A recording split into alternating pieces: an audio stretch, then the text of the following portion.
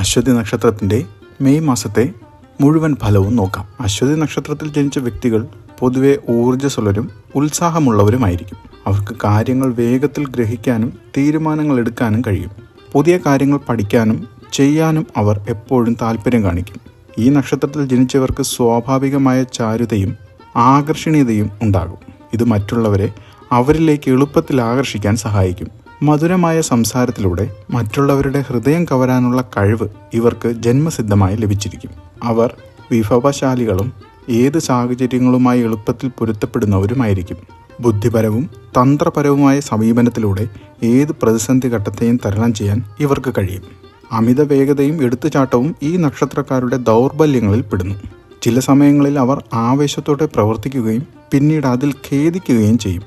ദീർഘകാല ലക്ഷ്യങ്ങൾ നേടാൻ ക്ഷമയും സ്ഥിരോത്സാഹവും വളർത്തേണ്ടത് ഇവരുടെ ആവശ്യമാണ്. അശ്വതി നക്ഷത്രക്കാരുടെ 2025 മെയ് മാസത്തിലെ ഗ്രഹസ്ഥിതി നോക്കുമ്പോൾ സൂര്യൻ ഇടവൻ രാശിയിലായിരിക്കും. സൂര്യൻ ഈ രാശിയിൽ സ്ഥിരതയും ഭൗതിക സുഖങ്ങളോടുള്ള താല്പര്യവും നൽകും. മെയ് 14 സൂര്യൻ ഇടവൻ രാശിയിൽ പ്രവേശിക്കും.